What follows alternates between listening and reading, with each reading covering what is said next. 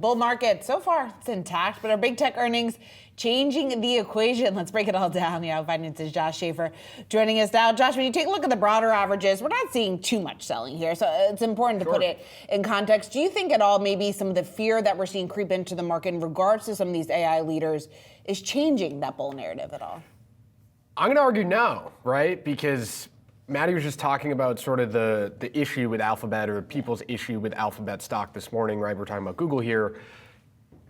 The issue is they're still spending too much on AI, and last week we were worried that they were gonna stop spending. So which one is it? Which one are we actually worried about here? And I think Brad made a good point at the open. Look at NVIDIA stock today. It's up over 3%, because who buys NVIDIA chips? These companies, right? So if these companies are going to continue to spend, continue to boost CapEx, then you could certainly make an argument that sort of the tech AI narrative remains intact there. Now, the flip side of that, Alphabet's revenue disappointed, right? And so pushing that over the next couple months, next couple quarters, if you do get the big tech earnings slowdown that people have feared and we have talked about a lot on this program, then sure, yes, that is obviously a headwind for this market. But I think right now, sort of slicing why the Nasdaq is only down about 0.5% when you have one of the largest companies in the world down 8%, earnings generally have been good, right? Alphabet has some specific issues with their own company as far as metrics go, and people being upset and individual investors being upset about how they're explaining that story.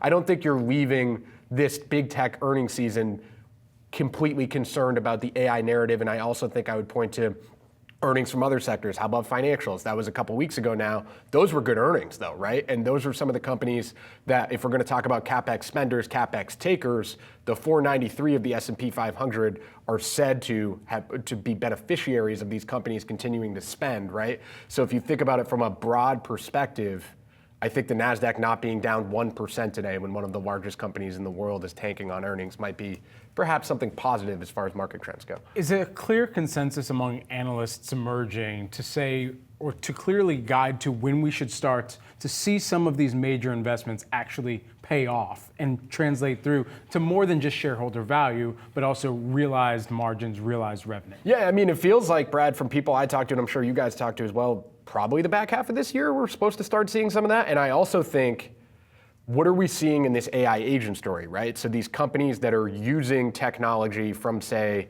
a Microsoft and using their AI cloud to perhaps shouting the agents are coming. Right. Yeah. 2025 is the year of the AI agent, right? Yeah. But what do we hear from those companies that are actually using the agents, and are they finding them useful? So then will they come back to the hyperscalers to continue to resubscribe, pay more money for those the AI servers that they can then operate the AI agents with, right? I think you're going to hear more about sort of the trickle down effect of AI, not necessarily maybe specifically for the big tech companies, but am I confident that they will continue to get business from the rest of the market is what we're looking to perhaps learn as the year goes on. Josh, when you take a look at the econ data, and I bring this up ahead of the jobs data that we're going to get later on this week, it's been relatively strong, right?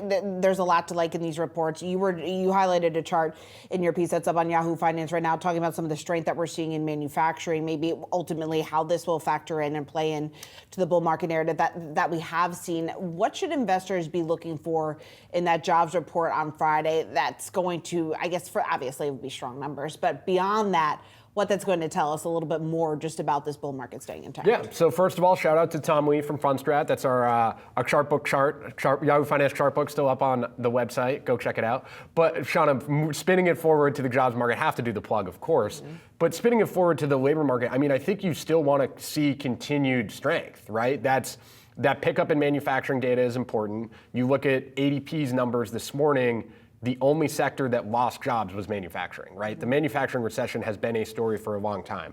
Do you start to see a rebound there, and does that help the labor market? Because we've been in a labor market dynamic where there's not a lot of hiring across sectors. Mm-hmm. There's very small sectors that are sort of driving this hiring. So do you start to see a little bit of broad-based growth that makes you feel more confident in the growth? But to your point, overall in the data, and sort of what I wrote on the website this morning of plenty of bull signals still flashing, you're still seeing relatively strong economic data, and that's where you want to be at this point. I don't think you want to be in a market where we're talking about rate cuts because economic data is weakening. So be careful what you wish for. We want to have jobs. That's always my take on the jobs report, guys.